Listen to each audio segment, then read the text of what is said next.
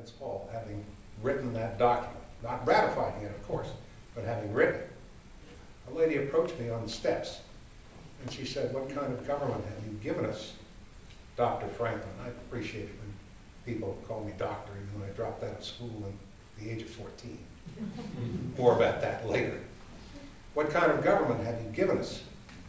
And I said, "A republic, if you can keep it." In those books that Tom Jefferson gave to James Madison to prepare were the histories of some 24 republics that were known to have existed in the Western world. And all of them had failed. Now, mind you, our first government under the Articles of Confederation was also a republic, and it also failed. So in trying to design a proper republic, one which had the capacity to endure, we looked at the errors of the past. And I can tell you that as a scientist, your job is to observe facts from many sources and then try to figure out what are the common denominators. What is the meaning of what you're reading? And I was pretty good at that. There are still inventions, including bifocal glasses, which are being used today. My goodness, it's a marvel what you've done with electricity. So that's what we did. We looked at the failure of prior governments, and you can see this in the Federalist Papers. How many of you read the Federalist Papers?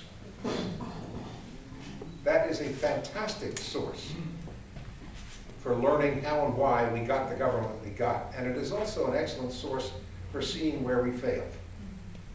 In number 58 of that, if my feeble memory serves, Alexander Hamilton wrote of the Electoral College that it would prevent us from getting the kind of people who might engineer their way into the first honors in a single state.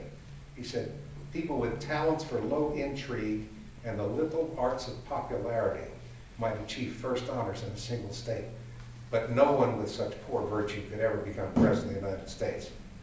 Well, we framers were not always correct in what we said, and we've had a few of those, and we'll have more. And the Electoral College, of course, has not functioned the way it was designed to do since the third election when John Adams became president, the second president of the United States. What is the purpose of the Constitution? I've had the delight of talking with young people about government. And the question I put to them, what is a government? And they will say, oh, it's about justice, it's about right, it's about democracy, it's about being a republic. And I say, it is none of those things. Use your own history. We had despots in my day. We have despots today. Was Adolf Hitler running a government? And they'll stop. And they'll think. And then they'll say, well, I guess that was a government. A government consists of a group of people who, in a territory, have the power to drag you into the street and shoot you to death. Or, if it's before guns were invented, to beat you to death with a club. Government is institutional power. Just government, that's an entirely different kettle of fish. And that's what we were trying to create. Now, what has been the success of it? All the written constitutions in the world, all of them, without exception, have failed in a shorter time than ours is still in force. There have been older governments. The history of Iceland is quite interesting. They had an elected parliament for 1,000 years, and they were actually better at it than England, because England had its rotten boroughs, you know, where if you were supported by the powers that be in a district, they would let you have the district, and there would be no question that you would be elected. Now there are a few elections in the United States that seem to run about the same way. But the purpose of a constitution, always, is to restrict what would otherwise be the unlimited powers of government. People tend to forget that. There are 55 instances in the Constitution where majority rule is constrained or even forbidden. You say, wow, can't do that.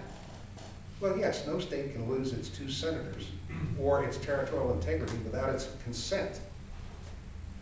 That's a veto power in a single state. That says majority votes in the House or the Senate have nothing to do with the matter. And that's very, very important. The Supreme Court, too, is a non-majoritarian institution and was set up that way. But, there's always a but. If the Supreme Court claims powers that it does not have, if it becomes a supra-legislature, then the whole reason why it was given independence from the political powers goes away. And it is possible for any part of the government to just usurp the government, the legitimate powers. And we wrote about that. We assumed that if 2 of the 3 parts of the federal government conspired to usurp the Constitution, they would succeed. Well, today it is 2.5. The Supreme Court has a majority of only 1, 5 to 4. And that is a somewhat dubious majority because it depends on Anthony Kennedy, and did he have a good breakfast that morning? We could be in trouble if he didn't. But justices who will vote to say the Constitution means what the Constitution says. Now, I should stop here and mention something, because a question that's very frequently asked of me is, how is it that we who have passed over, don't you love that phrase, passed over? Dead, died, in the grave. We're not allowed to talk in great detail about what's on the other side. It could be very disruptive. But I can say this. I dropped out of school when I was 14 years old and apprenticed first to my father, who was a candle maker, and that did not come out well. And then I apprenticed to my brother, who was a printer, and that worked better. Now, my formal education included some Greek, some Latin, some experience with the classics, such as the Iliad and the Odyssey. Think about that. That was elementary school. That's when I dropped out. How many college graduates today have any familiarity with Greek and Latin? 0 or less. Unless they happen to come from Greece, in which case they might still know their own language.